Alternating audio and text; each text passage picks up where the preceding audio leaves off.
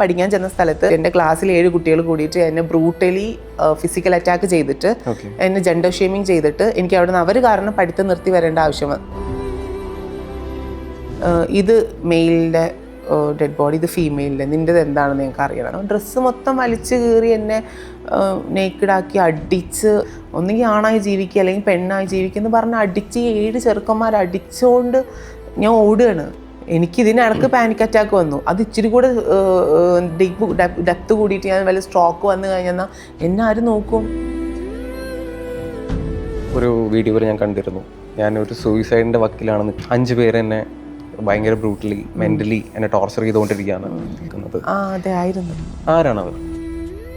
Gazetted റാങ്കിലുള്ള ഒരു ഹോസ്പിറ്റലിലെ ഒരു സർജൻ്റെ അടുത്ത് നമ്മൾ പോയിട്ട് ഞങ്ങൾക്കൊരു ട്രാൻസ്ജെൻഡർ സർട്ടിഫിക്കറ്റ് തരണം എന്ന് പറയുമ്പോൾ അവർ നമ്മളടുത്ത് ആദ്യം ചോദിക്കുന്ന കാര്യമായി, നിങ്ങൾ ട്രാൻസ്ജെൻഡർ ആണെന്നുള്ളതിന് ഡ്രസ്സ് ഊരി കാണിച്ചാലേ ഞങ്ങൾക്ക് തരാൻ പറ്റുള്ളൂ.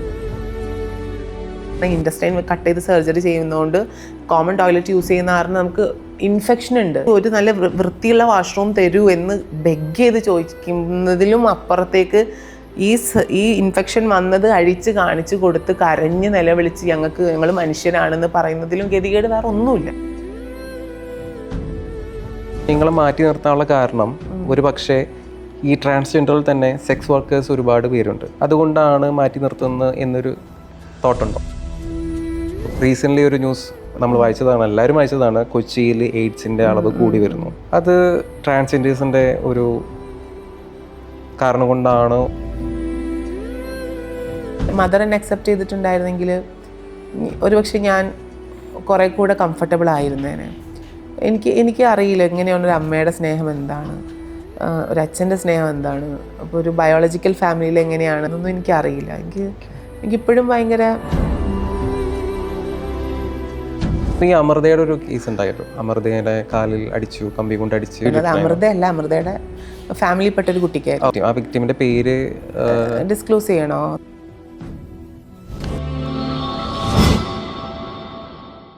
ഹേ folks, welcome back to fame steps entertainment. This is Arju Kiran with you. ഇന്ന് നമ്മുടെ കൂടെയുള്ളത് കേരളത്തിലെ ആദ്യത്തെ ട്രാൻസ്ജെൻഡർ ജേർണലിസ്റ്റ്. അതിലുപരി ഒരുപാട് വിമർശനങ്ങളും ഒരുപാട് അവഹേളനം നേടിയിട്ടും ഇന്ന് നെറ്റ് ആൻഡ് JRF നേടി നമ്മുടെ കൂടെ എത്തിയിരിക്കുകയാണ് Hedi Sadika. Welcome to our show. Thank you. ഏറ്റവും വലിയ വിശേഷം എന്ന് പറയുന്നത് JRF തന്നെയാണ്. എന്താണ് പ്രേക്ഷകരോട് പറയാനുള്ളത്? ഭയങ്കര ഹാപ്പി മൊമെന്റിലാണ്. ഹാർഡ് വർക്ക് ചെയ്താൽ മാത്രമേ JRF ഒക്കെ കിട്ടുള്ളൂ എന്നുള്ളൊരു വേറെ റിയാലിറ്റിയാണ്. അപ്പം ഹാർഡ് വർക്കിനുള്ള റിസൾട്ട് കിട്ടി. എളുപ്പമില്ല. അല്ല എന്തേലും ഇപ്പോൾ ജേർണലിസം, മാസ് കമ്മ്യൂണിക്കേഷൻ ജേർണലിസത്തിലാണ് JRF. എന്ത് പേപ്പറാണ് പ്രസന്റ് ചെയ്തത്? JRF എന്ന് പറഞ്ഞാൽ നമുക്ക് UGC നെറ്റ് ഒരു എക്സാമാണ്. ആ എക്സാമിൽ ഏറ്റവും മാർക്കുള്ളവർക്ക് കൊടുക്കുന്ന ജൂനിയർ റിസർച്ച് ഫെലോഷിപ്പാണ് JRF. അപ്പം അത് കിട്ടണം എന്നുണ്ടെങ്കിൽ നമ്മൾ ആ എക്സാമിൽ ഏറ്റവും പെർഫോം ചെയ്തിട്ട് ഏറ്റവും ടോപ്പായിട്ട് ഇരിക്കണം. ടോപ്പറാണ്.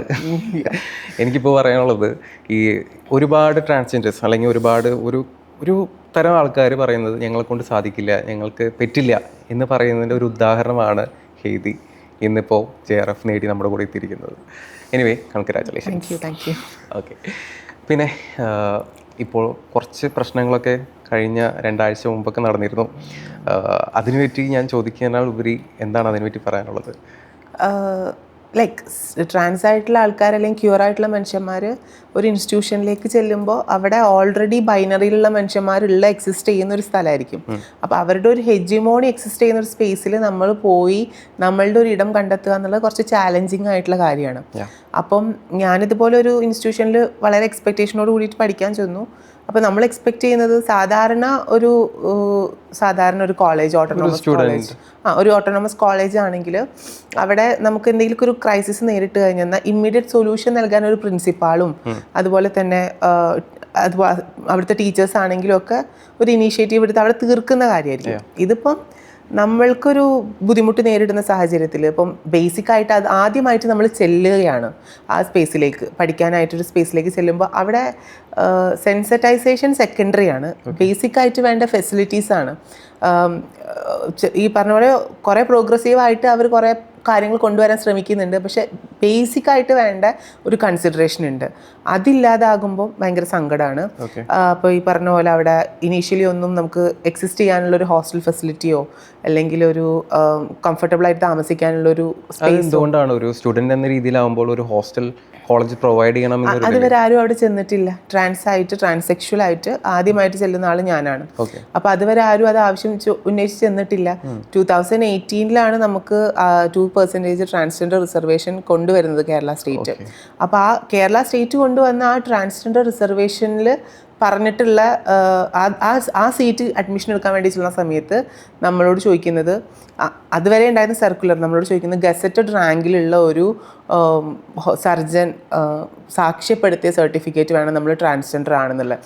അപ്പം കേരള നമ്മൾ താമസിക്കുന്ന ജില്ലയിലെ മജിസ്ട്രേറ്റ് പ്രൊവൈഡ് ചെയ്തിട്ടുള്ള ട്രാൻസ്ജെൻഡർ സെൻട്രൽ ഗവൺമെൻറ് പ്രൊവൈഡ് ചെയ്തിട്ടുള്ള ട്രാൻസ്ജെൻഡർ ID കാർഡ് അവിടെ ആക്സെപ്റ്റ് ചെയ്യുന്നില്ല. എന്തുകൊണ്ട്? സ്റ്റേറ്റ് കാർഡ് ആക്സെപ്റ്റ് ചെയ്യുന്നില്ല. ആ സർക്കുലറിനകത്ത് പറഞ്ഞിട്ടുള്ളത്, അതായത് ആ കോളേജിലെ യൂണിവേഴ്സിറ്റിയിൽ പ്രൊവൈഡ് ചെയ്തിട്ടുള്ള സർക്കുലറിനകത്ത് പറഞ്ഞിട്ടുള്ളത് ഗസറ്റഡ് റാങ്കിലുള്ള ഒരു സർജൻ സർട്ടിഫൈഡ് ചെയ്ത് തരണം. അപ്പോൾ ഈ ഗസറ്റഡ് റാങ്കിലുള്ള ആൾക്കാരുടെ അടുത്ത് നമ്മൾ മുന്നത്തെ എക്സ്പീരിയൻസ് എങ്ങനെയാണെന്ന് വെച്ച് കഴിഞ്ഞാൽ വളരെ ബാഡ് എക്സ്പീരിയൻസാണ്. ഗസറ്റഡ് റാങ്കിലുള്ള ഒരു ഹോസ്പിറ്റലിലെ ഒരു സർജൻ്റെ അടുത്ത് നമ്മൾ പോയിട്ട് ഞങ്ങൾക്കൊരു ട്രാൻസ്ജെൻഡർ സർട്ടിഫിക്കറ്റ് തരണം എന്ന് പറയുമ്പോൾ അവർ നമ്മളെ അടുത്ത് ആദ്യം ചോദിക്കുന്ന കാര്യമായി, നിങ്ങൾ ട്രാൻസ്ജെൻഡർ ആണെന്നുള്ളതിന് ഡ്രസ്സ് ഊരി കാണിച്ചാലേ ഞങ്ങൾക്ക് തരാൻ പറ്റുള്ളൂ എന്ന്. അപ്പോൾ അത്രയും കഷ്ടത നിറഞ്ഞൊരവസ്ഥയാണത്. അപ്പം ഞങ്ങൾക്കത് ഭയങ്കര ട്രോമയാണ്. കാരണം 2017 തോന്നുന്നു, ഇപ്പോൾ കമ്മ്യൂണിറ്റിക്കകത്ത് ഞങ്ങൾക്ക് ഫാമിലി ഉണ്ട്. അപ്പോൾ ഫാമിലിയിൽ ഞാനും എൻ്റെ സിസ്റ്ററും എൻ്റെ ഒരു ബ്രദറും കൂടി ചെല്ലുകയാണ്. അപ്പം ഈ സാഹചര്യത്തിൽ എൻ്റെ സിസ്റ്റർ, ഞങ്ങൾക്ക് വേണ്ടി എൻ്റെ സിസ്റ്റർ ട്രാൻസ് ആയിട്ടുള്ള ആ വ്യക്തി ഈ സർട്ടിഫിക്കറ്റിന് വേണ്ടിയിട്ട് ആളുടെ ഡ്രസ്സ് ഊരി കാണിക്കുകയാണ്, ഞങ്ങൾ ഇങ്ങനെ ട്രാൻസ് മനുഷ്യന്മാരാണ്, ഞങ്ങളുടെ ഐഡൻറ്റിറ്റി ഇങ്ങനെയാണ്, ഞങ്ങൾക്ക് തരൂ എന്ന് പറഞ്ഞിട്ട്. അതിനുശേഷം അത് കേരള സർക്കാർ അങ്ങനെ ഒരു കാര്യം എടുത്ത് കളഞ്ഞിട്ട് ID കാർഡ് പ്രൊവൈഡ് ചെയ്യുന്നുണ്ട്. ആ പ്രൊവൈഡ് ചെയ്ത ID കാർഡ് പോലും നോക്കാൻ മനസ്സ് കാണിക്കാത്ത ഒരു AO ആയിരുന്നു അവിടെ ഉണ്ടായിരുന്നത്. അത് അവിടെ മുതൽ പോരാട്ടം തുടരുകയാണ്. അപ്പം നമ്മൾ പ്രതീക്ഷിക്കുകയാണ് അക്സെപ്റ്റ് ചെയ്യുന്ന ഒരവസ്ഥ. സർട്ടിഫിക്കറ്റ്സ് കൊണ്ടുപോയി കൊടുക്കുന്നു, അഡ്മിഷൻ തരുന്നു. പക്ഷെ ഇല്ല, നമ്മൾ എഗെയിൻ ഒന്നേന്ന് തിരുത്തി ഒന്നേന്ന് ഇതാക്കി കൊണ്ടുവരേണ്ട അവസ്ഥയായിരുന്നു അത്. അപ്പം നമ്മൾ എന്ത് ചെയ്യണം, അതോറിറ്റിയുടെ അടുത്ത് പോയിട്ട് ഈ സർക്കുലറിൽ കറക്ഷൻ ഉണ്ട്, അത് മാറ്റണം എന്ന് പറഞ്ഞിട്ട് ആപ്ലിക്കേഷൻ കൊടുക്കാൻ പോകുന്നു. ഫൈറ്റ് ചെയ്യണം, ഓരോ നിമിഷവും ഫൈറ്റ് ചെയ്ത്. അപ്പോൾ അവിടെ നിന്ന് തുടങ്ങി ഹോസ്റ്റൽ ഫെസിലിറ്റീസിലേക്ക് എത്തുമ്പോൾ ഹോസ്റ്റലിന് വേണ്ടി ഫൈറ്റ് ചെയ്യുന്നു. അത് കഴിഞ്ഞിട്ട് ക്ലാസ് റൂമിലേക്ക് എത്തുമ്പോൾ ക്ലാസ് റൂമിലുള്ള ജെൻഡർ ഡിസ്ക്രിമിനേഷൻ. അപ്പോൾ ഒരു 10 പേരുള്ള ക്ലാസ് റൂമാണെന്ന് വെച്ചാൽ അതിലൊരു 7 പേരും ഒരു മെജോറിറ്റി ആയിട്ടൊരു ഗ്രൂപ്പായി തിരിഞ്ഞ് നമ്മൾക്ക് എഗെയിൻസ്റ്റ് ഫോബിയ നിറഞ്ഞ രീതിയിൽ പെരുമാറുമ്പോൾ എങ്ങനെ മനസ്സമാധാനത്തോടെ ക്ലാസ് റൂമിൽ പഠിക്കും? ഒരുപാട് ട്രോമാസ് ആണ്. പിന്നെ അപ്പം നമ്മൾ ബെഗ് ചെയ്യാണ്, എനിക്ക് പഠിക്കാനുള്ള ഈ കോഴ്സ്. നമ്മൾ പ്രായം പോയിക്കൊണ്ടിരിക്കുകയാണ്. ഈ ട്രാൻസ് മനുഷ്യന്മാർക്കെല്ലാം ലേറ്റ് ആയിട്ടാണ് കിട്ടുന്നത്. നമുക്ക് നമ്മളെ കറക്റ്റ് സമയത്ത് കിട്ടാൻ പാടാണ്. കാരണം ട്രാൻസിഷൻ ജേർണി എന്ന് പറഞ്ഞാൽ ഭയങ്കര ഡിഫിക്കൽട്ടായിട്ടുള്ള ഒരു സ്ട്രഗിൾസ് നിറഞ്ഞിട്ടുള്ള ഒരു യാത്രയാണ്. അപ്പോൾ അതിൽ ഭയങ്കര ബുദ്ധിമുട്ട് നേരിട്ടുകൊണ്ട് നമ്മൾ ഭയങ്കര മാർജിനലൈസ്ഡ് ചെയ്യപ്പെട്ടിട്ടുള്ള മനുഷ്യന്മാരാണ്. അപ്പം ഓപ്പറേഷൻ നേരിട്ടുകൊണ്ടാണ് നമ്മൾ ചെല്ലുന്നത്. അപ്പം നമ്മൾ നിൽക്കുന്ന സ്ഥലത്ത് നമ്മളെ ഭയങ്കര ഒട്ടും അക്സെപ്റ്റ് ചെയ്യാൻ പറ്റാത്ത രീതിയിൽ കോർണർ ചെയ്യുക, ഒറ്റപ്പെടുത്തുക, കളിയാക്കുക, സംഘം ചേർന്ന് നിന്ന് അറ്റാക്ക് ചെയ്യുക, വെർബലി ബാക്ക് ബിച്ച് ചെയ്യുക.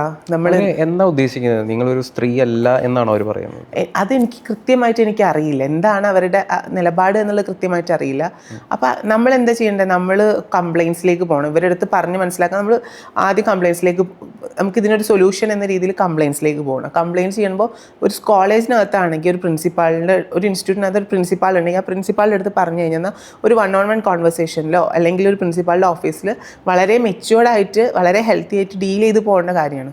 ഇത് അങ്ങനെ ഒരു സ്പേസ് ഇല്ലാത്തടത്ത്, ഒരു നാഥനില്ല കളരിയിൽ നമ്മൾ എന്താ ചെയ്യുക? അവിടെ ഒരു ഓപ്ഷൻ ഇല്ലാത്തപ്പോൾ പിന്നെ അടുത്ത ഓപ്ഷൻ വന്നിട്ട് IC അല്ലെങ്കിൽ പ്രിൻസിപ്പാൾ എന്ന് പറഞ്ഞിട്ട് അങ്ങനെ ഒരു പൊസിഷനിൽ ഒരാളില്ല.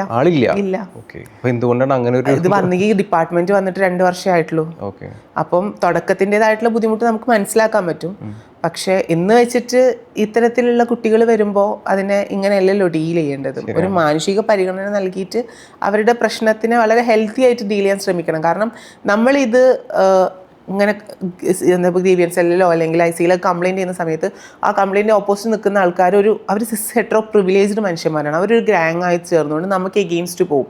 അപ്പോൾ ഓൾറെഡി ഇവർ നമ്മളോട് ഹെയ്റ്റും ഫോബിയയും ഒക്കെ ഉള്ള മനുഷ്യന്മാരാണ്. അപ്പോൾ ഇവരുടെ ഒരു പൊളിറ്റിക്സ് എന്ന് പറഞ്ഞാൽ ഞാൻ മനസ്സിലാക്കിയെടുത്തോളം ഡിസ്ക്രിമിനേഷൻ്റെ പൊളിറ്റിക്സ് ആണ്. അപ്പം എത്രയൊക്കെ അവർക്ക് ഇഷ്ടമില്ല എന്ന് പറഞ്ഞാലും ഇഷ്ടമില്ലാത്ത നമ്മൾ വെറുക്കുന്ന ആൾക്കാരുടെ ഇരിക്കുന്ന ഇടത്ത് പോയിരുന്ന് പഠിക്കുക, ജോലി ചെയ്യുക എന്നുള്ളത് വളരെ ബുദ്ധിമുട്ടായിട്ടുള്ള ഒരു ചാലഞ്ചിങ് ആയിട്ടുള്ള ഒരു അവസ്ഥയാണ്. അപ്പോൾ ഈ ഒരു അവസ്ഥയിൽ ഞാൻ ബെഗ് ചെയ്യേണ്ട അവസ്ഥയാണ്. എനിക്കൊന്ന് മനസ്സമാധാനത്തോടെ ഈ കോഴ്സ് കംപ്ലീറ്റ് ചെയ്യാനുള്ള ഒരു സ്പേസ് തരൂ എന്നേ പറയുന്നുള്ളൂ. നമ്മൾ റിസർവേഷനിൽ വരുന്നതാണ് ശരി, അതിന് വളരെ കുറച്ച് കാണേണ്ട ആവശ്യമൊന്നുമില്ല. അപ്പോൾ അതിന് വരെ ശരിക്കും ഇതിനൊക്കെ എനിക്ക് വേണ്ടി സംസാരിക്കേണ്ട ആൾക്കാർ ആരൊക്കെയാണോ അവരൊക്കെ തന്നെയാണ് ഈ എഗെയിൻസ്റ്റ് നിന്നുകൊണ്ട് ബാക്ക് സ്റ്റാബ് ചെയ്യുന്നത്. അത് ഭയങ്കര സങ്കടമുള്ള ഒരു കാര്യമാണ്. പക്ഷെ ഇത്രയധികം ഉണ്ടായിട്ടും ആരെയും ഒരു സപ്പോർട്ടില്ലാതെ കൂടിയും താങ്കൾ ഇന്ന് JRF നേടിയിരിക്കുക. JRF നേടുന്നതിൻ്റെ തൊട്ട് മുന്നേ ഇപ്പോൾ 2 ആഴ്ചയായിട്ടാണ് ഇത് നടക്കുന്നത്. അപ്പോൾ ലാസ്റ്റ് വീക്കിൽ ആയിരുന്നു MG യൂണിവേഴ്സിറ്റി നാടകോത്സവം ഉണ്ടായിരുന്നത്. അപ്പം നാടകോത്സവത്തിൽ ബെസ്റ്റ് ആക്ട്രസ് മെൻഷനിങ് കിട്ടി. അപ്പം അതെനിക്ക് ഭയങ്കര അച്ചീവ്മെൻ്റായി തോന്നി. കാരണം സാധാരണ എല്ലാവരും പറയും നിങ്ങൾക്ക് സെപ്പറേറ്റ് കാറ്റഗറി ഉണ്ട്, അതിൽ മത്സരിച്ചിട്ട് ഒരാൾ വന്ന് മത്സരിച്ചിട്ടാണെന്നൊക്കെ പറയാറുണ്ട്. പക്ഷേ MG യൂണിവേഴ്സിറ്റി നാടകോത്സവത്തിൻ്റെ ചരിത്രത്തിൽ ആദ്യമായിട്ട് ആണ് ഒരു ട്രാൻസ് വിദ്യാർത്ഥി ഇങ്ങനെ എന്താ പറയുക മത്സരിക്കുന്നത് തന്നെയാണ് എൻ്റെ വിശ്വാസം. അപ്പം മത്സരിക്കുന്നതിലുപരി ആദ്യമായിട്ടാണ് ഞാൻ പഠിക്കുന്ന സ്ഥാപനത്തിൽ നിന്ന് ഒരു നാടകം കൊണ്ടുപോകുന്നത്. അപ്പോൾ ആ കൊണ്ടുപോകുന്ന നാടകത്തിൽ വളരെ റെലവൻ്റ് ആയിട്ടുള്ള ഒരു പൊളിറ്റിക്സ് സംസാരിക്കുന്ന നാടകമാണ്. അപ്പം അതിന് A ഗ്രേഡ് നേടിക്കൊടുക്കാൻ പറ്റിയതിലുപരി മൊത്തം 19 നാടകങ്ങളുണ്ട്.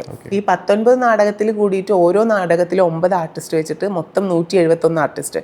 അതിൽ ബെസ്റ്റ് 4 തിരഞ്ഞെടുക്കപ്പെട്ടതിൽ ഒരാളാവാൻ പറ്റിയതിൽ വളരെ നമ്മൾ ഈക്വലി ടാലന്റഡ് ആണ്, പ്രൗഡ് മൊമെന്റ് കൂടിയാണ്, നമുക്ക് അച്ചീവ് ചെയ്യാൻ പറ്റും എന്നുള്ളത് പ്രൂവ് ചെയ്യണം. അപ്പം ഇങ്ങനെ പ്രൂവ് ചെയ്യുന്ന സാഹചര്യത്തിൽ ഇങ്ങനെ പ്രൂവ് ചെയ്യും. ഒരു സൈഡിൽ നമ്മളെ ടാലന്റ് പ്രൂവ് ചെയ്യുന്നു, അറ്റ് ദ സെയിം ടൈം നമ്മൾ അവരോട് ഇറക്കുകയാണ്, ഞങ്ങൾക്ക് സമാധാനത്തിൽ പഠിക്കാനുള്ള ഒരു അവസരം തരൂ, കോഴ്സ് കംപ്ലീറ്റ് ചെയ്യാനുള്ള ഒരു സാവകാശം കാണിക്കൂ. ഞാൻ കൂട്ടുകൂടണമെന്നോ ചേർത്ത് പിടിക്കണമെന്നോ ഒന്നും ഞാൻ പറയുന്നില്ല. സമാധാനത്തിൽ പഠിക്കാനുള്ള ഒരു അന്തരീക്ഷം അത്രേ മതി, അത്രേ ആവശ്യപ്പെടുന്നുള്ളൂ. പക്ഷെ അവർ തരാൻ ഉദ്ദേശിക്കുന്നില്ല. ഇപ്പോഴത്തെ അവരുടെ നിലപാട് എന്താണെന്ന് എനിക്ക് അറിയില്ല. എന്തുകൊണ്ടാണ് അവരങ്ങനെ ആക്സെപ്റ്റ് ചെയ്യാത്തത് ഇപ്പോഴും ചിന്തിച്ചിട്ടുണ്ടോ?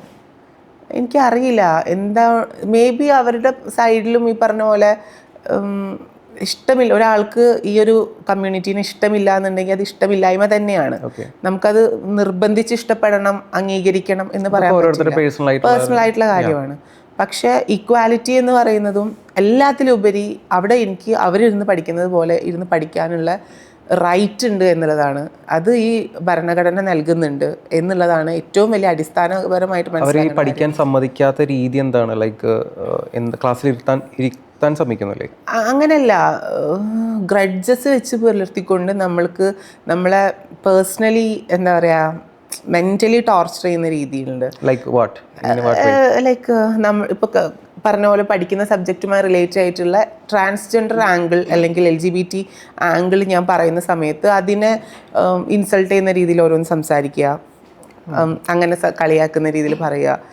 ഞാൻ ഉള്ള വാട്സപ്പ് ഗ്രൂപ്പിൻ്റെ DP ഇപ്പം എല്ലാവരും കളിയാക്കിക്കൊണ്ടിരിക്കുന്ന എന്താ പറയുക മീമുണ്ടല്ലോ, സലീം കുമാർ സൂത്രധാരൻ സിനിമയിൽ അങ്ങനത്തെ മീംസൊക്കെ ഇട്ടിട്ട് അങ്ങനെ കളിയാക്കുക. അപ്പം ഞാനത് കണ്ടിട്ടുള്ളത് ഈ കമ്മ്യൂണിറ്റിയിൽ തന്നെ ഭയങ്കര റീച്ചുള്ള ഇൻസ്റ്റഗ്രാം പ്രൊഫൈൽസിൽ ഓരോരുത്തർ ഒരു trans woman, especially trans woman വന്നിട്ട് എന്തെങ്കിലും വീഡിയോ ഇട്ട് കഴിഞ്ഞാൽ അതിൻ്റെ താഴെ അവർ അബ്യൂസീവ് ആയിട്ടുള്ള രീതിയിൽ കളിയാക്കുന്ന മീമായിട്ടാണ് ഞാനത് കണ്ടിട്ടുള്ളത്. അപ്പം ഞാനുള്ള സ്പേസിൽ അതിനെ വളരെ ഓപ്പൺ ആയിട്ട് ഇടുമ്പോൾ ഞാൻ മനസ്സിലാക്കുന്നത് എന്നെ ഉദ്ദേശിച്ചിട്ട് തന്നെയാണ്, ഞാനെന്ന വ്യക്തിയെ കളിയാക്കാൻ വേണ്ടിയിട്ടാണ്. അപ്പോൾ ഇങ്ങനത്തെ കാര്യങ്ങൾ പിന്നെ എല്ലാവരും കൂട്ടം കൂടി നിന്നിട്ട് അവരൊരു ഗ്യാങ്, നമുക്ക് കൂട്ടണമെന്നൊന്നും പറയുന്നില്ല, ഒറ്റപ്പെടുന്നതെന്ന് പറയില്ല. അപ്പം കോർണർ ചെയ്യുക, ബാക്ക് ബിച്ച് ചെയ്യുക.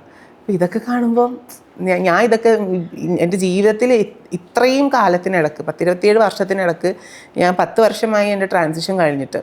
അപ്പോൾ ഈ കഴിഞ്ഞ 10 വർഷം എസ്പെഷ്യലി ഇട്ട് നോക്കുകയാണെങ്കിൽ ഇത്രയും മെൻ്റൽ ഹെൽത്ത് പ്രശ്നങ്ങളിലൂടെ പോയിട്ടില്ല. അപ്പോൾ ഞാൻ ചിന്തിക്കുന്നത് ഇത്രയേ ഉള്ളൂ, പഠിക്കാൻ വേണ്ടിയിട്ടാണ് വന്നത്, പഠിക്കാൻ വേണ്ടി വന്നിടത്തുനിന്നാണ് ഈ പ്രശ്നം. എനിക്ക് വേറെ സങ്കടങ്ങളൊന്നുമല്ല, അടിസ്ഥാനമായിട്ട് സമാധാനം കിട്ടുമെന്ന് നമ്മളെല്ലാവരും പറയും, പഠിക്കുന്ന കാലഘട്ടമാണ് ഏറ്റവും ബെസ്റ്റ് കാലഘട്ടം എന്നൊക്കെ.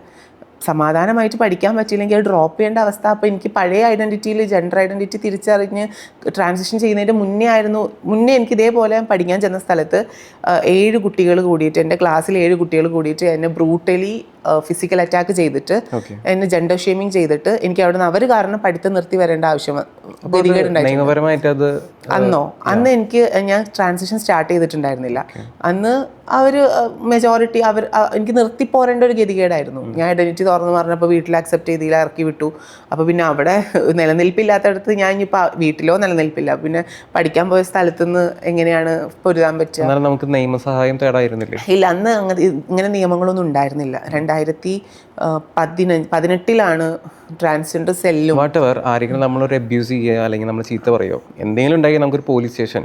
അതെ, അന്ന് പേരൻസ് ഒക്കെ വന്നിട്ട് സംസാരിച്ചു. അപ്പോഴാണ് പറയുന്നത് ഈ വ്യക്തി, അപ്പൊ ഞാൻ കംപ്ലീറ്റ് ട്രാൻസിഷൻ കഴിഞ്ഞിട്ടില്ല, അപ്പൊ അവരെന്നെ ഐഡന്റിഫൈ ചെയ്യുന്ന മറ്റൊരു ഐഡന്റിറ്റിയിലാണ്. അപ്പൊ എനിക്ക് ഞാനൊരു സ്ത്രീയാണ് എന്നത് അവിടെ തുറന്നു പറയുമ്പോൾ എന്നെ അംഗീകരിക്കുന്നില്ല. അപ്പൊ എനിക്ക് എന്നെയാണ് അബ്യൂസ് ചെയ്തിട്ടുള്ളത്, എന്നെയാണ് ബ്രൂട്ടലി അറ്റാക്ക് ചെയ്തിട്ടുള്ളത് ഈ 7 പുരുഷന്മാരായിട്ടുള്ള വ്യക്തികൾ. അപ്പം എൻ്റെ കൂടെ നിൽക്കേണ്ട ആൾക്കാർ, പേരൻസ് പോലും അവരെ സപ്പോർട്ട് ചെയ്തുകൊണ്ടാണ്. ഇതിപ്പം ഈ ജെൻഡർ ഐഡൻറ്റിറ്റി ഇതാണല്ലോ, ഫെമിനീൻ ആയതുകൊണ്ടും ആണത്വം കുറഞ്ഞതുകൊണ്ടും ആണുങ്ങളെ പോലെ ആവാൻ ശ്രമിക്കാത്തതുകൊണ്ടും ആണായി പൂർണ്ണതയുള്ള സോക്കോൾഡ് ആണായി നിൽക്കാത്തത് കൊണ്ടും യു ഡിസേർവ് 2 അടി, ആ അടി കിട്ടിയിട്ടെങ്കിലും നന്നാവ് എന്ന് പറഞ്ഞ ആൾക്കാരാണ്. അപ്പോൾ അംഗീകാരമില്ല, സമാധാനമില്ല, നമ്മളെ ചേർത്ത് പിടിക്കുന്നില്ല, ആട്ടി ഓടിക്കുകയാണ്. അപ്പോൾ ഈ ആട്ടി ഓടിച്ച് അന്ന് അവിടെ നിന്ന് ക്വിറ്റ് ചെയ്തെങ്കിലും പിന്നീടുള്ള പൊസിഷനിൽ ഞാൻ സർജറി കഴിഞ്ഞിട്ട് ഞാൻ പ്രൂവ് ചെയ്തു. ഞാൻ പഠിക്കാൻ പോയ ഇൻസ്റ്റിറ്റ്യൂഷനിൽ നല്ല മാർക്കോടി പാസ്സായി. ഞാൻ കേരളത്തിലെ ആദ്യത്തെ ട്രാൻസ് ജേർണലിസ്റ്റ് ആയി. അത് ആ അച്ചീവ്മെൻറ്റോട് കൂടിയിട്ട് അവിടെ എനിക്ക് നഷ്ടപ്പെട്ടെങ്കിൽ ഇവിടെ ഞാൻ നേടിയെടുത്തു. പക്ഷെ ഇത് എന്ന് പറഞ്ഞാൽ വളരെ ക്രൂഷ്യലായിട്ടുള്ള കാര്യമാണ്. എനിക്കിനി സമയമില്ല എൻ്റെ ജീവിതത്തിൽ ഞാൻ നേടിയെടുക്കേണ്ട കാര്യങ്ങൾ. എനിക്കിപ്പോൾ JRF കിട്ടിയിട്ടുണ്ടെന്ന് പറഞ്ഞു. ഈ PG കൂടെ കംപ്ലീറ്റ് ചെയ്താൽ മാത്രമേ എനിക്ക് PhD എന്ന ഞാൻ ഉദ്ദേശിക്കുന്ന യൂണിവേഴ്സിറ്റി പോയിട്ട് ഞാൻ ഉദ്ദേശിക്കുന്ന ഡിപ്പാർട്ട്മെൻറ്റിൽ ഞാൻ ആഗ്രഹിക്കുന്ന ഒരു ടൈറ്റിൽ ഫ്രെയിം ചെയ്ത് വെച്ചിട്ടുണ്ട്. ആ തീസിസിൽ എനിക്ക് ചെയ്യാൻ പറ്റുള്ളൂ. ഏതാണ് ടൈറ്റിൽ? അത് ഞാൻ ജെൻഡർ ആൻഡ് മീഡിയ റിലേറ്റഡ് ആയിട്ടുള്ള ഒരു ടൈറ്റിലാണ്, ഇന്റർ ഡിസിപ്ലിനറി ആയിട്ട്. ഇപ്പം എനിക്ക് ഓൾറെഡി ഒരു PGയും ഒരു PG ഡിപ്ലോമയുണ്ട്, അത് ജേർണലിസത്തിലാണ്. ഇപ്പം നെറ്റ് ഉണ്ട്, JRF ഉണ്ട്. അപ്പോൾ ഒരു വർഷം കൂടെ കഴിഞ്ഞ് കഴിഞ്ഞാൽ എനിക്കൊരു വീണ്ടും ഒരു PG വരികയാണ്. അത് ഇന്റർ ഡിസിപ്ലിനറി ആയിട്ടുള്ള ഒരു സബ്ജക്റ്റ് ആണ്. അപ്പോൾ ഇന്റർ ഡിസിപ്ലിനറി സബ്ജക്റ്റ് ആയതുകൊണ്ട് എനിക്ക് ഞാൻ IIT പോലുള്ള ഒരു ഇൻസ്റ്റിറ്റ്യൂട്ടിൽ പോയിട്ട് PhD ചെയ്യണം എന്നാണ് ആഗ്രഹിക്കുന്നത്. അപ്പം അവിടെ പോകുന്ന സമയത്ത് ജെൻഡർ ആൻഡ് മീഡിയ റിലേറ്റഡ് ആയിട്ട് ഇന്റർ ഡിസിപ്ലിനറി സബ്ജക്റ്റിൽ 2 PG ഉള്ളതുകൊണ്ട് പോയെടുക്കുമ്പോൾ എനിക്ക് കുറേ ബെനിഫിറ്റ്സ് ഉണ്ട്. ഞാൻ ഫോക്കസ്ഡ് ആയിട്ടുള്ള, ഞാൻ ലക്ഷ്യം വെച്ചിട്ടുള്ള ഒരു സബ്ജക്റ്റ് എനിക്ക് പഠിപ്പിക്കാനും ആ രീതിയിൽ അവിടെ അഡ്വക്കസി വർക്ക് നടത്താനും ഒക്കെ ഉള്ള ഒരു ഓപ്പർച്യൂണിറ്റിനെയാണ് എൻ്റെ ഈ കോഴ്സ് കംപ്ലീറ്റ് ചെയ്യാൻ സമ്മതിക്കാണ്ട് മാനസികമായി ബുദ്ധിമുട്ടിപ്പിച്ചിട്ട്. അതുകൊണ്ടാണോ ഒരു വീഡിയോയിൽ ഞാൻ കണ്ടിരുന്നു, ഞാനൊരു സൂയിസൈഡിൻ്റെ വക്കിലാണ് നിൽക്കുന്നത്. അതെ, ആയിരുന്നു. ഒരു 5 പേര് എന്നെ ഭയങ്കര ബ്രൂട്ടലി മെൻ്റലി എന്നെ ടോർച്ചർ ചെയ്തുകൊണ്ടിരിക്കുകയാണ്. ആരാണത്? സത്യം പറഞ്ഞാൽ നമ്മളൊക്കെ തുറന്നു പറഞ്ഞു കഴിഞ്ഞാൽ ഇവരൊക്കെ ഭയങ്കര സോഷ്യൽ ക്യാപിറ്റലുള്ള മനുഷ്യന്മാരാണ്. നമ്മളെപ്പോലെ മാർജിനലൈസ്ഡ് ചെയ്യപ്പെട്ടിട്ടുള്ള, ഒപ്രഷൻ നേരിട്ടുകൊണ്ടിരിക്കുന്ന, ആട്ടി അകറ്റുന്ന ഒരു കീഴാള വർഗത്തിൽപ്പെട്ട ആൾക്കാരല്ല ഇവർ മേലാളറാണ്.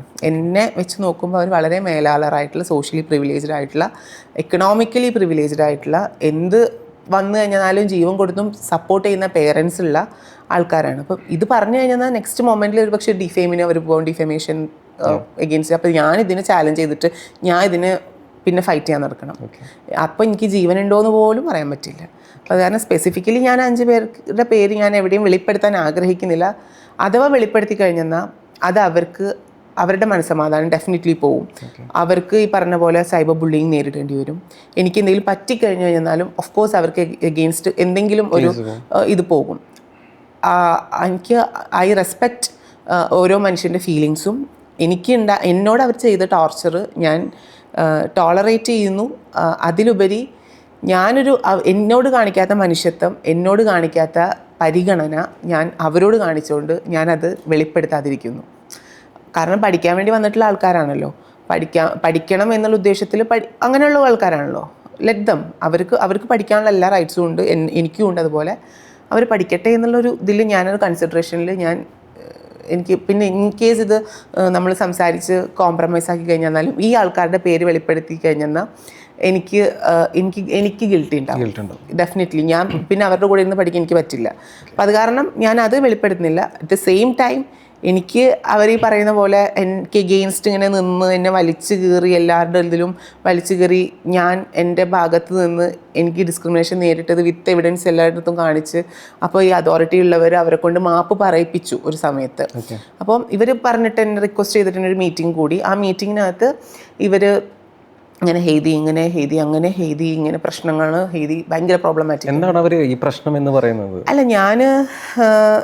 ഞാൻ അവർ ഒരു സൈഡിൽ ലൈക്ക് ഒരു വെറുതെ ഒരാളൊന്നും പറയില്ലല്ലോ. അല്ല, അവിടെ ആ പഠിക്കുന്ന സ്ഥാപനത്തിൽ തന്നെ പല പൊളിറ്റിക്സ് ഉള്ള മനുഷ്യന്മാരുണ്ട്. അപ്പോൾ ഇതിനകത്തേക്ക് പൊളിറ്റിക്സ് കടന്നു വരുമ്പോൾ അത് ഭയങ്കര ഓരോരുത്തരുടെ അഭിപ്രായ വ്യത്യാസങ്ങളും പേഴ്സണലി എടുക്കുന്ന അവസ്ഥയുണ്ട്. അപ്പം ഞാൻ അങ്ങനെ ഭയങ്കരമായിട്ട് ശക്തമായ നിലപാട് എൻ്റെത് ഇതാണ് എന്നൊന്നും ഞാനവിടെ പറഞ്ഞ് പൊരുതിക്കൊണ്ടിരിക്കുന്ന ആളൊന്നുമല്ല. വളരെ കാഷ്വലായിട്ട് വരുന്നു, പഠിക്കുന്നു, പോകുന്നു, അങ്ങനെയുള്ള ഒരു കുട്ടിയാണ്. വളരെ നോർമലായിട്ട് അങ്ങനെ കാര്യങ്ങൾ കൊണ്ടുപോകാൻ ആഗ്രഹിക്കുന്ന കുട്ടിയാണ്. അപ്പോൾ ഇവർ അവിടെ ഈ പറഞ്ഞ പോലെ ഗ്രൂപ്പിസം വർക്കൗട്ട് ആവുന്നുണ്ട്. അപ്പോൾ അതിനകത്ത് അവരുദ്ദേശിക്കുന്ന ചില കാര്യങ്ങൾ എനിക്ക് ഡൈജസ്റ്റ് ചെയ്യാൻ പറ്റുന്നില്ല. അപ്പോൾ എനിക്ക് സംഭവം എനിക്ക് തോന്നുന്നു ഇവർക്ക് ട്രിഗർ ആയത് എന്തായാലും ഇവരുദ്ദേശിക്കുന്ന രീതിയിൽ ഇവർക്ക് ദേഷ്യം വന്നത് എനിക്കൊരു ഡിസ്ക്രിമിനേഷൻ ഉണ്ടായപ്പോൾ ആ ഡിസ്ക്രിമിനേഷൻ ഞാൻ വളരെ ഫണ്ണി ആയിട്ടുള്ള രീതിയിൽ ഒരു കോണ്ടന്റ് ക്രിയേറ്റ് ചെയ്തിട്ടു. ലൈക്ക് എൻ്റെ ഇൻസ്റ്റഗ്രാം ഫീഡ് നോക്കിക്കഴിഞ്ഞാൽ മനസ്സിലാക്കാൻ പറ്റും. ഞാനിങ്ങനെ ഒരു ടീച്ചർ ഹെജിമോണിക് പവറിനെ കുറിച്ചിട്ട് ഞാൻ ഒരു വീഡിയോ എടുത്തിട്ടു. അപ്പം അത് അവർക്ക് ചിലപ്പോൾ റിലേറ്റ് ചെയ്യാൻ പറ്റുന്നുണ്ടെങ്കിൽ അത് അവർ അക്നോളജ് ചെയ്യാണ് അവരങ്ങനത്തെ മനുഷ്യന്മാരാണെന്ന്. അവർക്കത് കൊണ്ടു അവർക്ക് അഡ്മിറ്റ് ചെയ്യാൻ അവർ അക്നോളജ് ചെയ്തുകൊണ്ടിരിക്കുകയാണ് ഇതിങ്ങനെയാണ് എന്നുള്ളത്. അപ്പോൾ അതിന് ഭയന്നുകൊണ്ടാണോ എന്നറിയില്ല, ഞാൻ ഒരു Q&A ഇട്ടിട്ടുണ്ടായിരുന്നു. Q&Aയിൽ പറഞ്ഞിട്ടുണ്ടായിരുന്നു ഞാൻ പഠിത്തം നിർത്തുമായിരിക്കും. റീസൺസ് ഇതൊക്കെയാണ്. കാരണം ഞാൻ നേരിടുന്നത് വലിയൊരു ഡിസ്ക്രിമിനേഷനാണ്. അതിനെ എനിക്ക് കോൾ ഔട്ട് ചെയ്യാനുള്ള സ്പേസ് എന്ന് പറഞ്ഞാൽ അതേ ഉള്ളൂ. അല്ലാണ്ട് ഇവിടെ നാദനില കളരിയിൽ ഒരു പ്രിൻസിപ്പാളോ അല്ലെങ്കിൽ ഒരു അതോറിറ്റി ഇല്ലാത്ത സ്ഥലത്ത് അവിടെ പോലും പറയാൻ പറ്റുന്നില്ല. അപ്പോൾ ഞാൻ നിർത്തിപ്പോയിരുന്നുണ്ടെങ്കിൽ ഞാൻ വെറുതെ മടി പിടിച്ചിരുന്ന് വെറുതെ അലസമായി നിന്ന് ഡെഡിക്കേഷൻ ഇല്ലാണ്ട് പഠിക്കാൻ വന്ന കുട്ടിയല്ല. കൃത്യമായ ബോധത്തോട് കൂടിയിട്ട് ഒരു അതിജീവനത്തിൻ്റെ ഭാഗമായിട്ട് വന്നതാണ്. കാരണം ഇവരുദ്ദേശിക്കുന്നുണ്ടാവും നമ്മളൊന്നും ഒന്നിനും ഈക്വലി ടാലൻറ്റഡ് അല്ല, നമുക്കൊന്നൊരു കഴിവുമില്ല, നമ്മളൊക്കെ വെറുതെ വേഷം കെട്ടി നടക്കുന്നവരാണെന്ന്. പക്ഷെ നമ്മൾ ഈ വേദനയും സഹിച്ച് ഈ ബുള്ളിങ് സഹിച്ച് സോഷ്യൽ സ്റ്റിഗ്മകൾ നേരിട്ട് അതിനെ അതിജീവിച്ച് ഓരോ ദിവസം കടന്നു പോകുന്നതിൻ്റെ ബുദ്ധിമുട്ട് നമുക്കറിയാം. അപ്പോൾ ഇത് അന്ന് ആ വീഡിയോ ഇടുന്നതിന് കൺസേൺ ചെയ്തുകൊണ്ട് ഇനി എന്താണ് ഹെയ്തിക്ക് പ്രശ്നം എന്ന് കൺസേൺ എന്ന് പറഞ്ഞിട്ട് എനിക്ക് എഗെയിൻസ്റ്റ് ഒരു 10-15 പേജ് കംപ്ലൈൻറ്റ്. അപ്പോൾ ഞാൻ ചോദിച്ചു ഇത് കഴിഞ്ഞ കംപ്ലൈൻ്റ് ആണെന്ന് വെച്ചപ്പോൾ കൺസേൺസാണ്, ഞങ്ങളുടെ കൺസേൺസാണ്. ഞാൻ നോക്കുമ്പോൾ എൻ്റെ ഇൻസ്റ്റഗ്രാമിൽ റീലിൻ്റെ താഴെ വന്നിട്ടുള്ള വീഡിയോസിൻ്റെ സ്ക്രീൻഷോട്ട്സ് എടുത്തിട്ട് പ്രിൻ്റ് എടുത്തിട്ട് ഒരു 10-15 പേജ് വെച്ചിട്ട് ഇവർ ആ കുട്ടികൾ അവിടെ ഇരുന്ന് ഭയങ്കരമായിട്ട് എനിക്ക് എഗെയിൻസ്റ്റ് പറഞ്ഞുകൊണ്ടിരിക്കുന്നു. അറ്റ് ദ സെയിം ടൈം അവർ പറച്ചിലൊക്കെ കഴിഞ്ഞതിന് ശേഷം ഞാൻ അവിടെ അർജൻറ്റ് ഫാക്കൾട്ടീസും അല്ല ബാക്കി സ്റ്റാഫൊക്കെ കൂടി ഇരുന്നിട്ടുള്ള മീറ്റിങ്ങാണ്. അപ്പോൾ ആ മീറ്റിങ്ങിനകത്ത് അവസാനം ഞാൻ പറഞ്ഞു ഇവർ ഇങ്ങനെയൊക്കെയാണ്, ഞങ്ങൾ ജീവിക്കുന്ന വളരെ കഷ്ടപ്പെട്ടിട്ടാണ്, അങ്ങനെ ഞങ്ങൾ വളരെ പ്രിവിലേജ്ഡ് ആയിട്ട് കാണണ്ട, ഞങ്ങൾ വളരെ സന്തോഷത്തിൽ ജീവിക്കുന്ന മനുഷ്യന്മാരൊന്നുമല്ല, ഞങ്ങൾ വളരെ ഒപ്രഷൻ നേരിട്ടുകൊണ്ടിരിക്കുന്ന ആൾക്കാരാണ്, ഇങ്ങനെ എനിക്ക് പ്രശ്നങ്ങൾ ഉണ്ടായിട്ടുണ്ട്. ഞാൻ കാണിച്ചു ഞാനുള്ള ഒരു സ്പേസിൽ എന്നെ കളിയാക്കിക്കൊണ്ടിട്ടിരിക്കുന്ന ഒരു ഫോട്ടോയാണിത്. സലീം കുമാർ പെൺവേഷം കെട്ടി നിൽക്കുന്ന ഞങ്ങൾ ട്രാൻസ് മനുഷ്യന്മാരെ കളിയാക്കാൻ യൂസ് ചെയ്യുന്ന ഫോട്ടോ. അപ്പോൾ അത് കാണിച്ചതോട് കൂടിയിട്ടത് വളരെ ഇൻസെൻസിറ്റീവായിട്ടുള്ള കാര്യമാണ്. ഇങ്ങനെയല്ല ഡീൽ ചെയ്യേണ്ടത്, വളരെ ഇമ്മച്യൂർഡ് ആയിട്ടുള്ള കാര്യമാണ്. അത് ബുള്ളിങ് തന്നെയാണെന്നുള്ളത് അവർക്ക് മനസ്സിലായത്. ഇവർക്ക് പിള്ളേർ സോറി പറഞ്ഞു. ഞാൻ മനസ്സിലാക്കിയിടത്തോളം നമുക്കൊരു ആളുടെ അടുത്ത് നമ്മൾ ഒരാളെ ശത്രുവായി കണ്ടുകൊണ്ട് വലിച്ചു കീറുന്ന സമയത്ത് അവരൊരു വിചാരണയ്ക്ക് ഇട്ടുകൊടുത്ത് നമ്മളെല്ലാവരും സംഘം ചേർന്ന് ആക്രമിക്കുകയാണ്. ആ വ്യക്തിനെ ഇഷ്ടമില്ലാത്തതുകൊണ്ടാണല്ലോ അങ്ങനെ ചെയ്യാനുള്ളൊരു മനസ്സ് കാണിക്കുന്നത്. ഇത് കഴിഞ്ഞ് തെറ്റ് നമ്മളെ ഭാഗത്താണെന്ന് മനസ്സിലാക്കുമ്പോൾ നമ്മൾ സോറി പറഞ്ഞു കഴിഞ്ഞാൽ എനിക്കാണെങ്കിൽ തൊലിക്കട്ടി എന്ന് പറഞ്ഞ സംഭവം ഇത്രക്കില്ല. എനിക്കാണെങ്കിൽ ഒരു ഗിൽട്ടി ഉണ്ടാവും. അയ്യോ, എൻ്റെ ഭാഗത്ത് തെറ്റുണ്ടായിട്ട് ഞാൻ ആ മനുഷ്യനെ ഉപദ്രവിച്ചല്ലോ, ആ മനുഷ്യനെ വിചാരണയ്ക്ക് സംഘം ചേർന്ന് ആക്രമിച്ചല്ലോ, അവരെ മാനസികമായി ടോർച്ചർ ചെയ്തല്ലോ, എൻ്റെ ഭാഗത്ത് തെറ്റുണ്ടായിട്ട് ഞാൻ അങ്ങനെ ചെയ്തല്ലോ എന്നുള്ളൊരു ലേശ ഒളുപ്പ് എനിക്കുണ്ടാവും. അതല്ലാണ്ട് സ്വിച്ച് ഇട്ട പോലെ വാഹൈതി നമുക്ക് ചായ പിടിക്കാൻ പോവാം എന്ന് പറഞ്ഞാൽ എന്നെ കൂട്ടി പോകുന്നു. അപ്പോൾ ഞാൻ ചോദിച്ചാൽ ഒരു പക്ഷേ നമ്മൾ ഈ സ്നേഹമൊന്നും കിട്ടാതെ വളർന്നിട്ടുള്ള മനുഷ്യന്മാരാണ്. അപ്പോൾ ഞാൻ എൻ്റെ ഇത് പ്രൂവ് ചെയ്യുന്ന സമയത്ത് ഞാൻ നേരിട്ടിട്ടുള്ള പ്രശ്നങ്ങൾ ഓരോന്നായി പറഞ്ഞുകൊണ്ടിരിക്കുകയാണ്. അപ്പോൾ എനിക്ക് ഞാനെന്നൊരു മനുഷ്യന് പരിഗണന കിട്ടണം എന്നുള്ളതിനെ പറയാൻ വേണ്ടിയിട്ട് ഇമോഷണലി പറഞ്ഞുകൊണ്ടിരിക്കുമ്പോൾ എൻ്റെ സർജറിയൊക്കെ ചെയ്ത് ഞങ്ങൾ വേദന സഹിച്ചാണ് മാറുന്നത് എന്ന് പറയുമ്പോൾ ആ ഗ്രൂപ്പിലുള്ളൊരു കുട്ടി നോക്കി ചിരിച്ചുകൊണ്ടിരിക്കുകയാണ്, കളിയാക്കി ചിരിച്ചുകൊണ്ടിരിക്കുകയാണ്. അപ്പോൾ എന്നെ സംബന്ധിച്ചൊരു അത് പെൺകുട്ടിയാണ് ചിരിക്കുന്നത്. അല്ല, ഒരു പക്ഷേ അവർ ചിന്തിക്കുന്നുണ്ടാവും എന്തിനാണ് ഇവൾ ഇത്രയധികം വേദന സഹിച്ച് ജെൻഡർ മാറിയത് എന്ന് ചിന്തിക്കുന്നുണ്ടെങ്കിലോ? അങ്ങനെ ചിന്തിക്കുന്നവർ ഇങ്ങനത്തെ കോഴ്സ് എടുത്ത് പഠിക്കാൻ വരേണ്ടത്. അവരവരെ ഫോബിയ വെച്ചിട്ട് അവർ വേറെ സ്ഥലത്തേക്ക് പോകണമായിരുന്നു. ഇങ്ങനത്തെ കോഴ്സ് എടുത്ത് വളരെ പ്രോഗ്രസീവ് ആയിട്ടുള്ള കോഴ്സ് എടുത്ത് പഠിക്കാൻ വരരുതായിരുന്നു. അങ്ങനെ പൊളിറ്റിക്സ് അങ്ങനെ ഉള്ളവരാണെങ്കിൽ എന്തിനാണ് എക്സാം പേപ്പറിൽ ഇതിനെ സപ്പോർട്ട് ചെയ്തിട്ട് എഴുതിക്കൊണ്ടിരിക്കുകയും അതിനുള്ള മാർക്ക് മേടിക്കുകയും അറ്റ് ദ സെയിം ടൈം ഒരു ട്രാൻസ്ജെൻഡർ പേഴ്സണെ ആട്ടി ഓടിക്കാൻ ശ്രമിക്കുകയും ചെയ്യേണ്ട ആവശ്യം? ഇത് ഭയങ്കര ഒരു അവസ്ഥയിലൂടെയാണ് കടന്നു പോയത്. അപ്പോൾ ഓരോ ദിവസം ഞാൻ കിടന്ന് കരഞ്ഞുകൊണ്ടിരിക്കും. നമുക്ക് ആരുടെ അടുത്തെങ്കിലും പറഞ്ഞു കഴിഞ്ഞാൽ എനിക്ക് തോന്നുന്നു എന്നെ സപ്പോർട്ട് ചെയ്യുന്ന കുറച്ച് ട്രാൻസ് മനുഷ്യന്മാരും ദിശ എന്ന് പറഞ്ഞിട്ടൊരു സംഘടനയുണ്ട് കേരളത്തിൽ. ഈ ദിശ എന്ന് പറഞ്ഞ സംഘടനയിലുള്ള ആൾക്കാരുമാണ് എന്നെ ചേർത്ത് പിടിച്ച് എന്നെ മനസ്സിലാക്കി എന്നോട് ക്വിറ്റ് ചെയ്യരുത്, അവർ വന്ന് അവിടെ സംസാരിച്ച് നിനക്ക് പഠിക്കാനുള്ള അവസരം ഒരുക്കി തരാമെന്നുള്ള ഒരു അഷ്യൂരിറ്റിയുടെ പുറത്താണ് ഈ പറഞ്ഞ പോലെ മൂവ് ഓൺ ചെയ്തതില്ല. ഈ ഞാൻ നാടകം ബെസ്റ്റ് ആക്ട്രസ് കിട്ടിയതിന് നെക്സ്റ്റ് ഡേ വന്ന് TC വാങ്ങാൻ നിൽക്കുകയായിരുന്നു. പക്ഷേ ഞാൻ ചോദിക്കട്ടെ, ഇപ്പോൾ താങ്കളൊരു ഒരു ട്രാൻസ് വുമൺ ആണ്, എന്നിട്ടും ട്രാൻസ്ജെൻഡർ കമ്മ്യൂണിറ്റിയിൽ നിന്നൊരു സപ്പോർട്ട് കിട്ടുന്നില്ല എന്ന് പറയുമ്പോൾ ഓരോ ഇൻഡിവിജ്വലും അവരുടേതായിട്ടുള്ള ജീവിതം ലീഡ് ചെയ്യാൻ ശ്രമിക്കുന്ന മനുഷ്യന്മാരായിരിക്കുമല്ലോ. കമ്മ്യൂണിറ്റിയിൽ ഈ ഒറ്റപ്പെട്ട കുറേ മനുഷ്യന്മാരുണ്ട്, അവരൊക്കെ ഒരു കൂട്ടമായിട്ട് ഒരു കമ്മ്യൂണിറ്റി ഫോം ചെയ്ത് ജീവിക്കുന്നുണ്ട് എന്നുള്ളൊരു റിയാലിറ്റിയാണ്. അതിൽ എല്ലാവരും ഒരുമിച്ച് എപ്പോഴും നിൽക്കാൻ പറ്റില്ല. പക്ഷെ എനിക്ക് തോന്നുന്നു എൻ്റെ കമ്മ്യൂണിറ്റിയിൽ ആരും എഗെയിൻസ്റ്റ്, അതായത് ട്രാൻസ്ജെൻഡർ ആയിട്ടുള്ള എസ്പെഷ്യലി ട്രാൻസെക്ഷൽ ആയിട്ടുള്ള ആരും എന്നെ ചേർത്ത് എൻ്റെ വിഷമം കാണാതിരുന്നിട്ടില്ല. ഒരുപാട് സ്ഥലത്ത് നിന്ന് കോൾ വന്നു, ഒരുപാട് സ്ഥലത്ത് നിന്ന് എന്നെ സപ്പോർട്ട് ചെയ്തിട്ട് എന്നോട് പറഞ്ഞു ക്വിറ്റ് ചെയ്യരുത്, നീ TC വാങ്ങിപ്പോയി കഴിഞ്ഞാൽ ലോക തോൽവിയാണ്, തോൽവി നീ അതിജീവിക്കണം എന്നൊക്കെ പറഞ്ഞു. ശരിയാണ്, ആ ഒരു മോട്ടിവേഷൻ ഒക്കെ വലിയൊരു കാര്യം തന്നെയാണ്. നമ്മൾ ഇത് ഫോണിലൂടെയൊക്കെ ആയിരിക്കും ഇവർ സംസാരിക്കുന്നത്. നിങ്ങൾ നിർത്തരുത്, നിർത്തിക്കഴിഞ്ഞാൽ തീർന്നു, നമ്മൾ അതിജീവിക്കണം, നമ്മുടെ സ്പേസാണ്, നമ്മൾ കഷ്ടപ്പെട്ടാണ് ജീവിക്കുന്നത് പറയുമ്പോൾ ഈ ഫോൺ കോൾ വെച്ച് കഴിഞ്ഞാൽ നമ്മൾ ഓപ്പോസിറ്റ് കാണുന്ന മനുഷ്യന്മാർ ചിലപ്പോൾ അവിടെയുള്ള ആൾക്കാരിൽ കുറച്ച് പേര് ഈ നമ്മളോട് ഇഷ്ടമില്ലാത്ത മുഖം തിരിക്കുന്ന ആൾക്കാർ. അതെന്തുകൊണ്ടാണ് ഞാൻ ചോദിക്കുന്നത്? അവർ മുഖം തിരിക്കുന്നതോ അതിനൊരേ ഒരു പൊളിറ്റിക്സേ ഉള്ളൂ, പൊളിറ്റിക്സ് ഓഫ് ഡിസ്ക്രിമിനേഷൻ. അവരുടെ മനസ്സിൽ നമ്മളോടുള്ളത് ഫോബിയയാണ്, വെറുപ്പാണ്, അറുപ്പാണ്. അത് എന്നോടുള്ള വെറുപ്പാകാം, ഒരുപക്ഷെ ഞാനെന്ന ഇൻഡിവിജ്വലിനോടുള്ള വെറുപ്പാകാം, അല്ല എങ്കിൽ ഞാൻ അടങ്ങുന്ന സൊസൈറ്റി കമ്മ്യൂണിറ്റിയോടുള്ള വെറുപ്പാകാം. ഇതൊക്കെ തരണം ചെയ്ത് നമ്മൾ ഇതിനെയൊക്കെ ഓവർകം ചെയ്തുകൊണ്ടാണ് ഓരോ അച്ചീവ്മെന്റും നേടി കാണിച്ചു കൊടുക്കുന്നത്, പ്രൂവ് ചെയ്യുന്നത് എനിക്ക് സാധിക്കുമെന്നുള്ളത്. പക്ഷെ ഇതേപോലെ മറ്റുള്ള ട്രാൻസ്ജെൻഡേഴ്സ് എന്തുകൊണ്ട് ചിന്തിക്കുന്നില്ല, അതിനുവേണ്ടി പ്രയത്നിക്കുന്നില്ല? നമുക്ക് എല്ലാവർക്കും ആ ഒരു വിൽ പവർ ഉണ്ടാവണമെന്ന് വാശി പിടിക്കാൻ പറ്റില്ല. കാരണം ഇവരും ഈ വളരെ വൾണറബിൾ ആയിട്ടുള്ള മനുഷ്യന്മാരാണ്. അല്ല, ഇവര് ഇപ്പോൾ ഏത് ചെയ്യുന്ന പോലെ എനിക്കും പഠിക്കണം എന്നൊരു ചിന്താഗതി വന്ന് എല്ലാവരും പഠിക്കാൻ വന്നു കഴിഞ്ഞാൽ ഒരു സമൂഹത്തിൻ്റെ ഒരു കാഴ്ചപ്പാട് തന്നെ മാറില്ലേ? ഏദി സാദിയ എന്ന് പറഞ്ഞ വ്യക്തി ട്രാൻസ്ജെൻഡർ ജേർണലിസ്റ്റായ ഒരു ഇൻസ്റ്റിറ്റ്യൂഷനിൽ പോയി പഠിച്ചു, നല്ല പെർഫോമൻസ് കാഴ്ചവെച്ചു, ജേർണലിസ്റ്റായിട്ട് നാട്ടിൽ എൻ്റെ കഴിവ് പ്രൂവ് ചെയ്തു, നല്ല രീതിയിൽ അധ്വാനിച്ച് കേരളത്തിലെ പ്രമുഖ മാധ്യമ സ്ഥാപനങ്ങളിൽ വർക്ക് ചെയ്തു, അത്യാവശ്യം എന്താ പറയുക മെയിൻ സ്ട്രീമിലേക്ക് വന്ന് വളരെ ബോൾഡായി നിൽക്കുന്ന ഒരു വ്യക്തിയാണ്. ഈ വ്യക്തിക്ക് ഉള്ള ഞാൻ നേരിടുന്ന വെല്ലുവിളികൾ അല്ലെങ്കിൽ ഞാൻ നേരിടുന്ന ബുള്ളിങ് ഇതാണ്, ഞാൻ നേരിടുന്ന വയലൻസസ് ഇങ്ങനെയാണ്, എനിക്ക് നേരിടേണ്ട അവസ്ഥ ഇങ്ങനെയാണ്. അപ്പോൾ എൻ്റെ അത്ര പോലും കേപ്പബിലിറ്റി ഇല്ലാത്ത, സ്ട്രോങ് അല്ലാത്ത, കോൺഫിഡൻസ് ഇല്ലാത്ത, ഒരുപക്ഷെ ഇൻട്രോവേർട്ട് ആയിട്ടുള്ള മനുഷ്യന്മാർ എങ്ങനെ ഇങ്ങനെയുള്ള ആൾക്കാരെ ടോളറേറ്റ് ചെയ്യും? ഇത്രയും പിടിച്ചു നിൽക്കില്ല അവർ. ഈ JRF കിട്ടി പ്രൂവ് ചെയ്യാനൊന്നും നിൽക്കില്ല. മേ ബി അവിടെ ആ മൊമെൻറ്റിലെ ചിലപ്പം എനിക്ക് ഇതിൻ്റെ ഇടയ്ക്ക് പാനിക് അറ്റാക്ക് വന്നു, അത് ഇച്ചിരി കൂടെ ഡെപ്ത് കൂടിയിട്ട് ഞാൻ വല്ല സ്ട്രോക്ക് വന്നു കഴിഞ്ഞാൽ എന്നെ ആര് നോക്കും? ആര് റെസ്പോൺസിബിലിറ്റി ഏറ്റെടുക്കും? ഇതിനെക്കുറിച്ചൊന്നും അവരൊന്നും ഈ മനുഷ്യന്മാരൊന്നും ബോധേഡല്ല. കാണുമ്പോൾ നമ്മൾ എന്ത് ഗതി കെട്ടിട്ടാണ് നമ്മൾ ഈ സോഷ്യൽ മീഡിയയിൽ വന്ന് പറഞ്ഞുകൊണ്ടിരിക്കുന്നത്? എന്ത് ഗതി കെട്ടിട്ടാണ് ഞങ്ങൾക്ക് പഠിക്കാനുള്ള ഒരു അവസരം തരൂ എന്ന് പറഞ്ഞിട്ട് പോലീസ് കേസ് കൊടുത്ത് മുന്നോട്ട് പോകുന്നത് ഒരു സംഘടന വഴി, ദിശ പോലുള്ള സംഘടന വഴി? അവകാശങ്ങൾ നേടിയെടുത്തുകൊണ്ടിരിക്കുകയാണ്.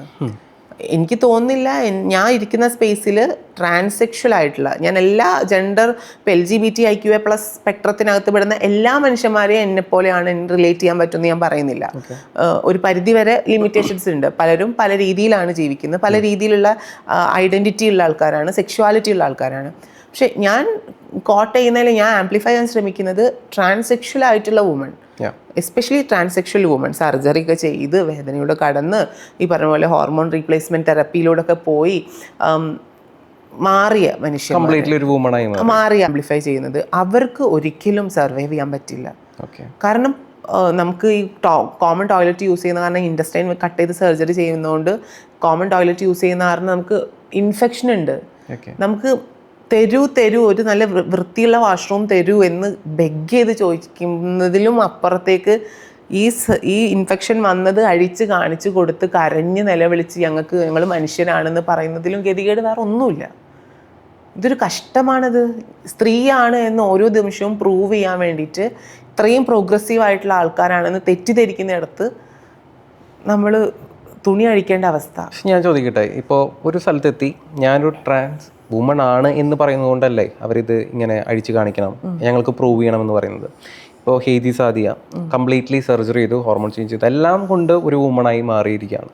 ദെൻ പബ്ലിക്കിന് മുമ്പിൽ എന്തുകൊണ്ട് ഞാനൊരു സ്ത്രീയാണ്, ഈ ട്രാൻസ്ജെൻഡർ എന്നൊരു ഐഡന്റിറ്റി മാറ്റിക്കൊണ്ട് ഞാനൊരു സ്ത്രീയാണ് എന്ന് എന്തുകൊണ്ട് പറയുന്നില്ല? സ്ത്രീയാണ് എന്ന് തന്നെയാണ് ഓരോ നിമിഷവും ഞാൻ ജനിച്ച കാലം തൊട്ട് ഓർമ്മ വെച്ച കാലം തൊട്ട് ഈ നിമിഷം വരെ പറയുന്നത്.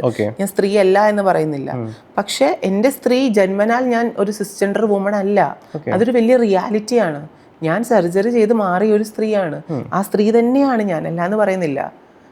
പക്ഷെ ഈ ലോകത്ത് വൈവിധ്യമാർന്ന മനുഷ്യന്മാരുണ്ട്. എൻ്റെ പാസ്റ്റിൽ ഞാൻ കടന്നു വന്ന ഓരോ ഫേസസും ഓരോ ജേണിയും അത് വലിയൊരു സത്യമാണ്. ആ സത്യത്തെ എനിക്ക് മറച്ചു വെച്ചുകൊണ്ട് ഞാൻ പെണ്ണാണ്, ഞാൻ അങ്ങനെയല്ല, ഞാൻ ഇങ്ങനെയല്ല എന്ന് പറയാൻ എനിക്ക് പറ്റില്ല. ഞാൻ സിസ്ജെൻഡർ ഹെറ്ററോ പേഴ്സൺ അല്ല എന്നാണ് ഞാൻ പറയുന്നത്. ഞാൻ സ്ത്രീ തന്നെയാണ്. അത് അംഗീകരിക്കണമെന്നുണ്ടെങ്കിൽ എനിക്ക് തോന്നുന്നു ഇപ്പോഴത്തെ നമ്മുടെ സമൂഹത്തിൽ ഞാൻ ട്രാൻസ്ജെൻഡർ എന്നൊരു കാറ്റഗറി അല്ലെങ്കിൽ ആ ലേബൽ മാറ്റി കഴിഞ്ഞാൽ അവർ അംഗീകരിക്കില്ലേ?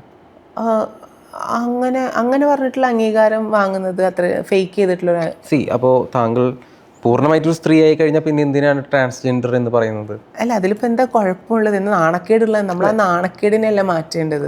നമ്മൾ അപമാനമല്ല അഭിമാനമാണെന്ന് കഴിവുകൊണ്ട് പ്രൂവ് ചെയ്തിട്ട് ആണല്ലോ നമ്മൾ. ഞാൻ വിശ്വസിക്കുന്നില്ല ഇത് ആണിൻ്റെയോ പെണ്ണിൻ്റെയോ ലോകമല്ല, ഇത് കഴിവിൻ്റെ ലോകമാണ്. അപ്പോൾ ഈ കഴിവ് കൊണ്ട് നമ്മൾ കഴിവ് പ്രൂവ് ചെയ്ത് നമ്മൾ ഈക്വലി ടാലൻറ്റഡ് ആണെന്ന് പ്രൂവ് ചെയ്ത് കഴിഞ്ഞിട്ടുണ്ടെങ്കിൽ ജെൻഡർ ബൈനറിക്കകത്ത് നിൽക്കുന്നത് എന്തിനാണ്? മനുഷ്യനായിട്ട് പരിഗണിക്കുക. ഞാനിപ്പോഴും അവരോട് അവകാശപ്പെടുന്നത് മാനുഷിക പരിഗണന. അത്രേ, സമൂഹത്തോടും അതാണ് പറയുന്നത്. എല്ലാവരെയും മനുഷ്യരായിട്ട് കാണാനും അവരെങ്ങനെയാണോ ആ രീതിയിൽ അവർ അംഗീകരിക്കാനും ശ്രമിക്കും. പക്ഷെ നിങ്ങൾ മാറ്റി നിർത്താനുള്ള കാരണം ഒരു പക്ഷേ ഈ ട്രാൻസ്ജെൻഡറിൽ തന്നെ സെക്സ് വർക്കേഴ്സ് ഒരുപാട് പേരുണ്ട്, അതുകൊണ്ടാണ് മാറ്റി നിർത്തുന്നത് എന്നൊരു തോട്ടുണ്ടോ? എനിക്ക് അറിയില്ല. ഒരു ടാബു ഇവിടെ നിലനിൽക്കുന്നുണ്ട്, ഇങ്ങനെ ആയിരിക്കും എന്നുള്ളത്. പക്ഷെ അല്ലാത്ത എത്രയോ മനുഷ്യന്മാരുണ്ട്. പക്ഷെ നമുക്ക് രാത്രി കാലങ്ങളിൽ നമ്മുടെ ഈ റോഡ് സൈഡുകളിൽ ഒരുപാട് ട്രാൻസ് ആയിട്ടുള്ളവർ ചെയ്യുന്നുണ്ട്, സ്ത്രീകളായിട്ടുള്ളവരും ചെയ്യുന്നുണ്ട്, പുരുഷന്മാരും ചെയ്യുന്നുണ്ട്. അപ്പോൾ എന്തുകൊണ്ട് ഈ ട്രാൻസിനെ മാത്രം ഇവിടെ ആംപ്ലിഫൈ ചെയ്യുന്നത്? അത് ഒപ്രഷൻ നേരിടുന്ന ഏറ്റവും കൂടുതൽ അവരാണ്, മാർജിനലൈസ് ചെയ്യപ്പെട്ട ആൾക്കാർ അവരാണ്, അവരെയാണ് പറയുന്നത്. ശരി, അതെന്തുകൊണ്ട് അവർ ചെയ്യുന്നു? ഒരു ഗതിയും പരഗതിയും ഇല്ലാത്തതുകൊണ്ടാണ് ചെയ്യുന്നത്. ഇപ്പോൾ പഠിക്കാൻ പോയൊരു ഇൻസ്റ്റിറ്റ്യൂഷനിൽ വളരെ കഷ്ടപ്പെട്ട് എഫിഷ്യൻ്റ് ആയിട്ട് പ്രൂവ് ചെയ്തിട്ടും അവിടെ നാട്ടി ഓടിക്കാൻ ശ്രമിക്കുമ്പോൾ എവിടെ പോയി ജീവിക്കും? അതുപോലുള്ള സെക്സ് വർക്കേഴ്സിനെ സപ്പോർട്ട് ചെയ്യുന്നുണ്ടോ? ഞാൻ എല്ലാ സെക്സ് വർക്ക് അതൊരു പ്രൊഫഷനായി കണ്ടിട്ട് ചെയ്യുന്ന മനുഷ്യന്മാരുണ്ടെങ്കിൽ അവരെ ഞാൻ സപ്പോർട്ടേ ചെയ്യുന്നുള്ളൂ. അല്ലാതെ അവരുടെ ഇഷ്ടമാണ്, അവർ ചെയ്യട്ടെ. അവർക്ക് രണ്ട് രീതിയിൽ ചെയ്യുന്നവരുണ്ടാകും. ഒന്ന് താല്പര്യം കൊണ്ട് ചെയ്യുന്നവരുണ്ടാകാം, ഒരു പ്രൊഫഷനായിട്ട് കണ്ടിട്ട് ചെയ്യുന്നവരുണ്ടാകും. മറ്റു കുറച്ച് ആൾക്കാർ അതിനെ ഒരു എന്താ പറയുക ഗതികേടുകൊണ്ട് പോയി ചെയ്യുന്നവരുണ്ടാകും. രണ്ടിനെയും റെസ്പെക്റ്റ് ചെയ്യുന്നു, രണ്ടിനെയും അക്സെപ്റ്റ് ചെയ്യുന്നു. എൻ്റെ അതേ ജീവിത സാഹചര്യം ആകണം എന്നില്ല മനുഷ്യന്മാർക്ക്, താങ്കളുടെ അതേ ജീവിത സാഹചര്യം ആകണം എന്നില്ല മനുഷ്യന്മാർക്ക്. പ്രിവിലേജും കാര്യങ്ങളും ഉണ്ടെങ്കിൽ ഗതികെട്ടിട്ട് അവർ പോയി ചെയ്യില്ലല്ലോ. ഇപ്പോൾ എന്താ പറയുക, ഒരു പ്രൊഫഷണലി അവർക്ക് മുന്നോട്ട് പോകാനോ അല്ലെങ്കിൽ ബിസിനസ് പരമായിട്ട് മുന്നോട്ട് പോകാനോ അങ്ങനെ ഒരു അവസരം ഉണ്ടെങ്കിൽ അവരങ്ങനെ ചെയ്യേണ്ട ആവശ്യം ഉണ്ടാവില്ലല്ലോ. അങ്ങനെ അഥവാ അത് ഉണ്ടായിട്ടും ഇതിൻ്റെ ഒരു ഓപ്ഷൻ ഇത് മതി എന്ന് പറഞ്ഞ അത് സെക്കൻഡറി, അവരെ മാറ്റി നിർത്താം, അത് അവരുടെ പേഴ്സണൽ കാര്യം. എൻ്റെ അടുത്തേക്ക് ഒരു പ്രശ്നമായിട്ട് വരാത്തിടത്തോളം കാലം അത് അവരുടെ പേഴ്സണൽ സ്പേസ്, അവരുടെ ജോലി.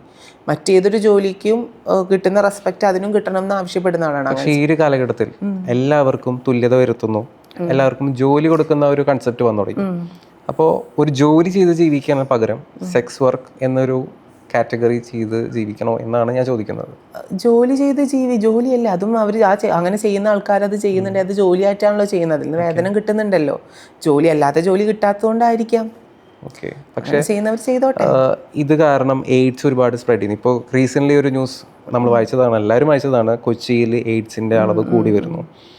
അത് ട്രാൻസ്ജെൻഡേഴ്സിൻ്റെ ഒരു കാരണം കൊണ്ടാണോ?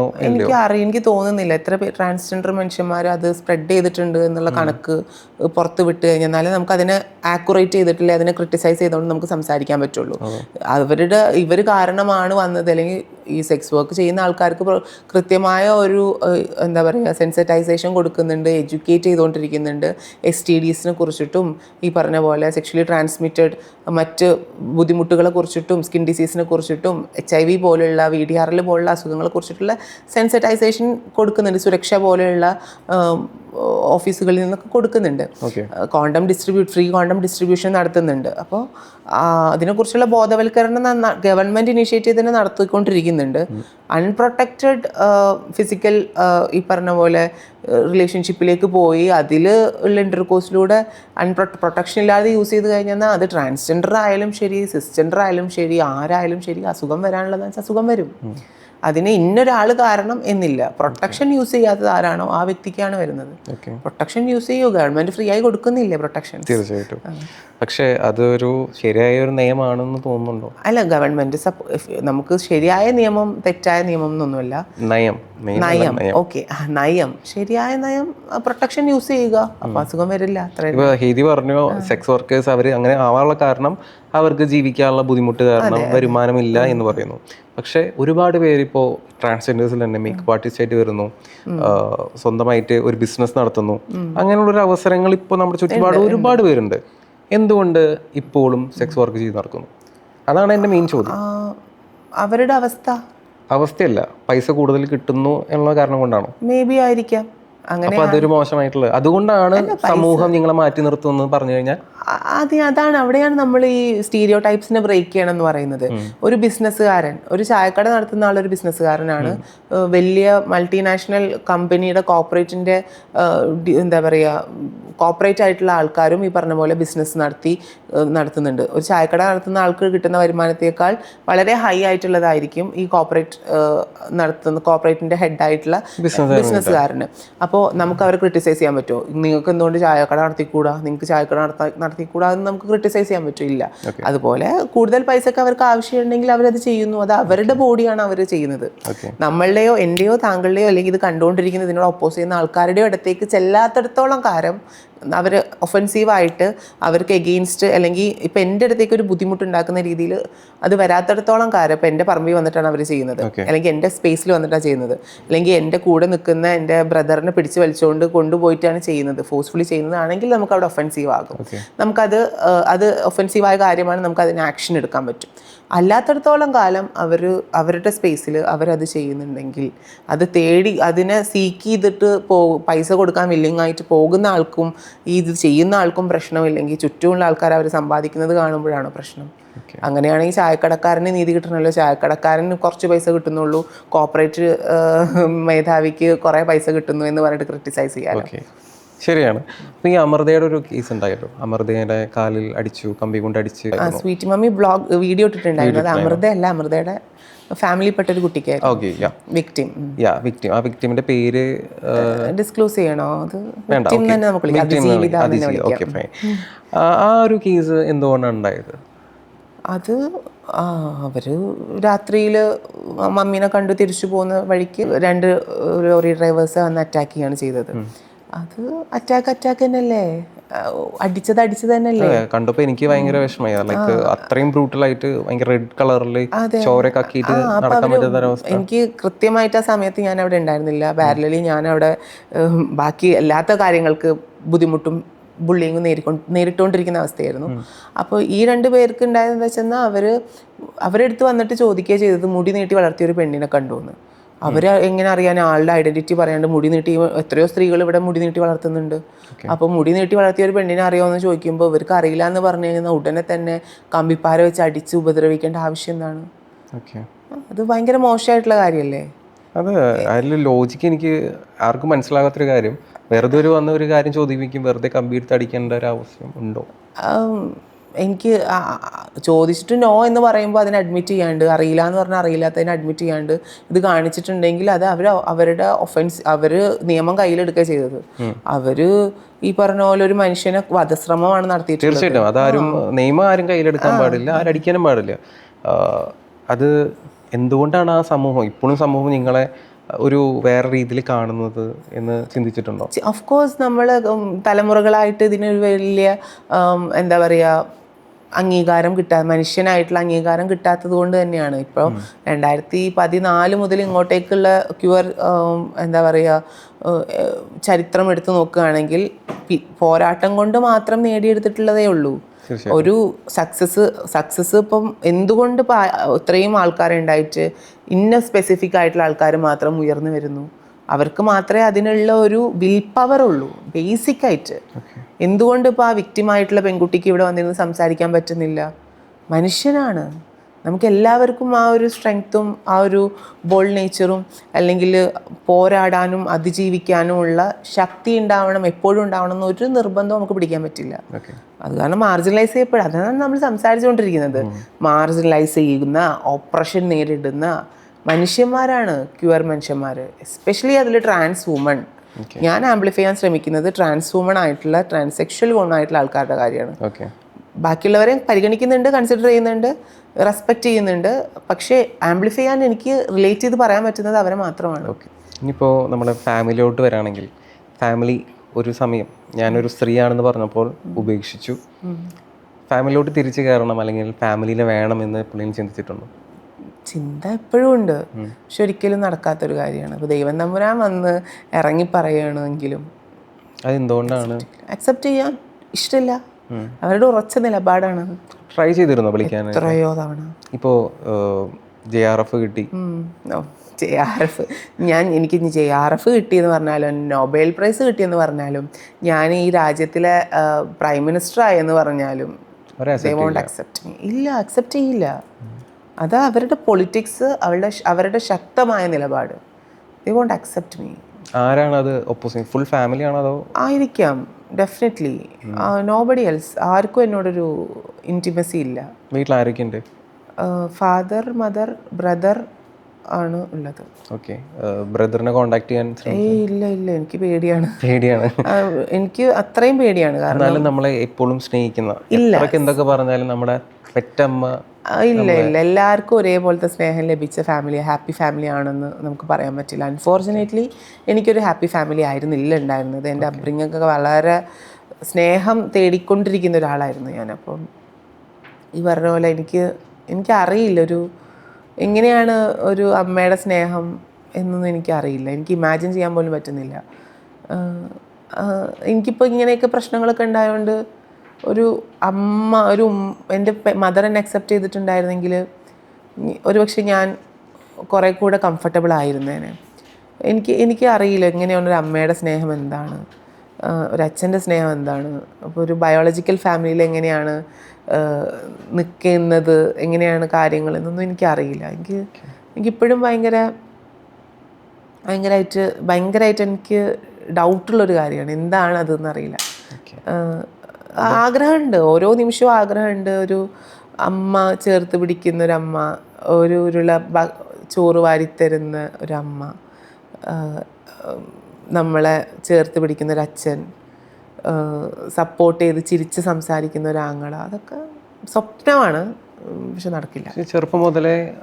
ചെറുപ്പത്തിലൊക്കെ സ്നേഹം കിട്ടിയിട്ടൊക്കെ ഉണ്ട്, പക്ഷേ ചെറുപ്പത്തിൽ തന്നെയാണല്ലോ ഞാൻ ഇങ്ങനെ ആയി തുടങ്ങിയത്. ഏതൊരു മൊമെന്റിലാണ് ഞാനൊരു സ്ത്രീയാണെന്ന് മനസ്സിലാക്കിയത്? ഞാൻ എൻ്റെ 4ാം ക്ലാസ് മുതൽ ഞാൻ റിയലൈസ് ചെയ്തിട്ടുള്ള കാര്യമാണ്. അതെങ്ങനെ മനസ്സിലാക്കാൻ സാധിക്കും? അതാണ് നമുക്ക് മനസ്സിലാക്കാൻ പറ്റുന്നത്. അത് ഐഡന്റിറ്റി അതായതുകൊണ്ട് മനസ്സിലാക്കാൻ പറ്റുന്ന കൺഫ്യൂഷൻ ഉണ്ടാകും കാര്യങ്ങൾ. പക്ഷെ എനിക്ക് ബയോളജിക്കലി ഞാൻ കംപ്ലീറ്റ്ലി ഒരു പുരുഷ ശരീരം ഉണ്ടായിരുന്ന വ്യക്തിയല്ല. എനിക്ക് ഗൈനക്കോമസിയ എന്ന് പറഞ്ഞിട്ടുള്ള കണ്ടീഷൻ ഉണ്ടായിട്ടുണ്ട്. ഞാൻ ജനിച്ചിട്ട് ഒരു 28 ദിവസം കഴിഞ്ഞതിന് ശേഷമാണ് എൻ്റെ ജെനൈറ്റൽ ഓർഗണിൽ ഒരു സർജറി നടത്തിയിട്ടാണ് അവിടെ യൂറിൻ പോകുന്നതും യൂറിൻ പാസ് ചെയ്യാനൊക്കെ പറ്റുന്നത്. അപ്പം ചെറുപ്പം മുതലേ ഈ യൂറിനറി ഇൻഫെക്ഷൻ പ്രശ്നങ്ങളൊക്കെ എനിക്ക് നേരിട്ടിട്ടുള്ള ആൾ തന്നെയാണ് ഞാൻ. എല്ലാത്തിലും ഉപരി അൾട്ടിമേറ്റ്ലി എൻ്റെ ഉള്ളിൽ സോൾ എന്ന് പറയുന്നത് കംപ്ലീറ്റ്ലി ഒരു വുമണാണ്. അതെനിക്ക് അറിയാൻ പറ്റും. നമ്മളൊരു ഓർമ്മ വെച്ച കാലം മുതലേ നമ്മളുടെ ഇഷ്ടങ്ങൾ, മാറി വരുന്ന ചിന്തകൾ, വെറും ജസ്റ്റ് എഴുതി സാധ്യ എന്നുള്ള പെരുമാറ്റമല്ല, എൻ്റെ പെരുമാറ്റം തന്നെയാണ് മാറുന്നത്. അപ്പം അത് ഒരു റിയാലിറ്റിയാണ്, ഞാനെന്ന വ്യക്തിയിലേക്ക് എത്താനുള്ള റിയാലിറ്റിയാണ്. പക്ഷേ നമ്മളിപ്പോഴും ചിന്തിക്കേണ്ടത് 4ാം ക്ലാസ്സുകാരൻ്റെ ഉള്ളിൽ ആ ഒരു ബോധം വരണമെന്നുണ്ടെങ്കിൽ ഒരു കുറച്ച് നോളജെങ്കിലും ഉണ്ടാവണമല്ലോ ഇതിനെ പറ്റിയിട്ട്. എനിക്ക് 4ാം ക്ലാസ് സ്ത്രീ എന്ന ഐഡൻറ്റിറ്റി ആണ് ഉള്ളത്, സ്ത്രീയാണ് ഞാൻ എന്നുള്ളത് എനിക്ക് കൃത്യമായിട്ട് മനസ്സിലാക്കാൻ പറ്റിയിരുന്നു. പക്ഷേ എഗെയിൻ നമ്മൾക്ക് ഇത് സൊസൈറ്റി അന്ന് കൺസ്ട്രക്ട് ചെയ്ത് വെച്ചിട്ടുള്ള ഈ കണ്ടീഷൻ ചെയ്ത് വെച്ചിട്ടുള്ള നോർമലിനകത്ത് പെടുന്നതല്ല. അപ്പം നമുക്ക് ഈ കൺഫ്യൂഷൻസ് ഉണ്ടാകും. പക്ഷെ എൻ്റെ ഒരു 6th 7th തന്നെ ഞാൻ റിയലൈസ് ചെയ്തിട്ടുണ്ട് പറഞ്ഞു തന്നിട്ടുണ്ടായിരുന്നു ഈ പറഞ്ഞ പോലെ യൂട്യൂബ്, ഗൂഗിള് ഒക്കെ ആക്സസ് ചെയ്യാൻ ഉള്ള ഒരു പ്രിവിലേജ് ഉള്ള സ്കൂളിലും ഫാമിലിയിലുമാണ് ഞാൻ ഉണ്ടായിരുന്നത്. അപ്പം എനിക്ക് ഞാനൊരു 7th പഠിക്കുമ്പോൾ തന്നെ എനിക്ക് ലെസ്ബിയൻ എന്താണെന്നും ഗേ എന്താണെന്നും ട്രാൻസ്ജെൻഡർ എന്താണെന്നും ഒക്കെ അറിയായിരുന്നു. ഇത് 3ഉം വ്യക്തമായിട്ട് അറിയായിരുന്നു. ഇൻ്റർസെക്സ് എന്ന് പറഞ്ഞിട്ടുള്ള ഒരു വിഭാഗക്കാരുണ്ട് എന്നുള്ളതിനെക്കുറിച്ച് എനിക്ക് അതിലും ചെറിയ പ്രായത്തിൽ തന്നെ അറിവുണ്ടായിരുന്നു. കാരണം നമ്മൾ ഈ ക്രോമസോംസിനെ കുറിച്ചിട്ടൊക്കെ പഠിക്കുകയും അറിയുകയൊക്കെ ചെയ്തിട്ടുണ്ടായിരുന്നു. അപ്പം അറിയായികയൊന്നുമില്ല. പക്ഷേ ഇപ്പോഴത്തെ കുട്ടികളോട് ചോദിച്ചാൽ ഭൂരിഭാഗം പേർക്ക് അറിയാത്തൊരു സംഭവമാണ് എന്താണ് സെക്സ് അല്ലെങ്കിൽ സെക്ഷുവാലിറ്റി, ക്രോമോസോം. അതാണ് അവിടെയാണ് ഇമ്പോർട്ടൻസ്, എഡ്യൂക്കേഷൻ്റെ ഇമ്പോർട്ടൻസ്. സെക്സ് എഡ്യൂക്കേഷനും ജെൻഡർ സെൻസിറ്റൈസേഷനും ഒക്കെ വളരെ അനിവാര്യമായി വരുന്നത് അതുകൊണ്ടാണ്. എനിക്ക് ഈ പറഞ്ഞ പോലെ നല്ല ഒരു സ്കൂളിലും ഇൻ്റർനാഷണൽ സ്കൂളിൽ പഠിച്ചതുകൊണ്ടും അത്യാവശ്യം എന്താ പറയുക above average, upper middle class ഫാമിലിയിൽ ജീവിച്ചതുകൊണ്ടും എനിക്ക് പണ്ട് തൊട്ടേ ഇൻ്റർനെറ്റ് ആക്സസും ബുക്സ്, ലൈബ്രറി ആക്സസും ഒക്കെ ഉള്ള ഒരു ഫാമിലിയിൽ നിന്നും ബാക്ക്ഗ്രൗണ്ടിൽ നിന്നും ആയതുകൊണ്ടും ഇതിനെ മനസ്സിലാക്കാൻ വല്ലാണ്ട് കഷ്ടപ്പെടേണ്ടി വന്നില്ല.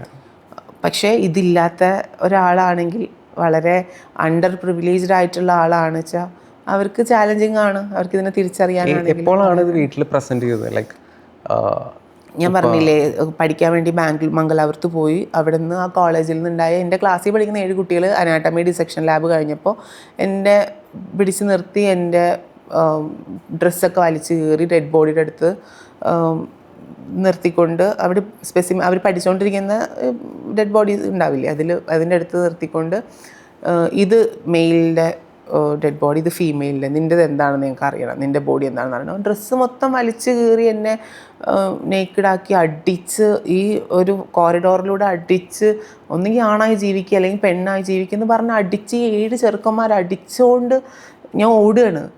ഓടിക്കൊണ്ടിരിക്കുന്ന ഡീൻ്റെ ഓഫീസിലേക്കാണ് ഞാൻ എത്തുന്നത്. നേക്കിഡായിട്ട്. എനിക്കില്ലേ അഭിമാനം, എനിക്കില്ലേ പോട്ടെ ക്ലാസ്സിൽ പഠിക്കുന്ന കുട്ടികളാണ്, ഞങ്ങളെല്ലാവരും മൈനേഴ്സാണെന്ന്. പക്ഷെ അവരൊക്കെ ഇപ്പോൾ എവിടെയാണ് എന്ന് എനിക്കിപ്പോഴും ഒരു ധാരണയില്ല. എവിടെയായിരുന്നാലും നന്നായിരിക്കട്ടെ, അവർക്കൊന്നും ഇങ്ങനത്തെ കുട്ടികൾ ജനിക്കാതിരിക്കട്ടെ. പക്ഷെ അത് ലൈഫിലെ ഏറ്റവും വലിയൊരു ട്രോമയല്ലേ? പിന്നെ എനിക്ക് പഠിക്കാൻ വേണ്ടി ചിന്തിക്കുമ്പോൾ തന്നെ വല്ലാത്തൊരു പഠിക്കാൻ വേണ്ടി ചെന്നെടുത്തുന്നതാണ് ഈ പ്രശ്നം. ഇത് ഇങ്ങനെ അവിടെ നിർത്തേണ്ടി വന്ന സാഹചര്യം ഇതാണ്. ഇങ്ങനെ ഒരു ഇൻസിഡൻറ്റ് ഉണ്ടായതുകൊണ്ടാണ്. അങ്ങനത്തെ ഞാൻ ഒക്കെ എന്ന് പറഞ്ഞാണ് ഒന്നുകിൽ ആണായി ജീവിക്കുക അല്ലെങ്കിൽ പെണ്ണായി ജീവിക്കുന്നത്. വേദന സഹിച്ച് കഷ്ടപ്പാട് അറിഞ്ഞ് അത്രയും ഒറ്റപ്പെടലും കുറ്റപ്പെടുത്തലും പരിഹാസവും അധിക്ഷേപവും ഒക്കെ സഹിച്ച് എൻ്റെ സർജറി കഴിഞ്ഞ് 3 മണിക്കൂറിലാണ് ഞാൻ ജനറൽ കമ്പാർട്ട്മെൻറ്റിൽ ട്യൂബും പിടിച്ച് ട്രെയിൻ കയറി ഇങ്ങ് കേരളത്തിലോട്ട് വരുന്നത്, ബാംഗ്ലൂരിൽ നിന്ന്. അത്രയും ബുദ്ധിമുട്ടുകൾ എടുത്ത് സഹിച്ച് കഷ്ടപ്പെട്ടുകൊണ്ട് നമ്മൾ അതിജീവിച്ച് വരുന്നത്. അന്ന് പറഞ്ഞതാണ് ഒന്നെങ്കിൽ ആണ് അല്ലെങ്കിൽ പെണ്ണ് എന്ന്, രണ്ടും കെട്ട് ജീവിക്കല്ലേ എന്ന്. ഇത്രയും ഞാൻ ആഗ്രഹിച്ച പോലത്തെ ഒരു ജീവിതത്തിലേക്ക് ഒരു സ്ത്രീയായി മാറിക്കഴിഞ്ഞിട്ട് പിന്നെ പോകുന്നിടത്തു നിന്നുള്ള അധിക്ഷേപം, അവിടെ നിന്നുള്ള കളിയാക്കൽ, എന്ത് പെണ്ണ്, സൂത്രധാരൻ സിനിമയിൽ സലീം കുമാർ ചേട്ടന്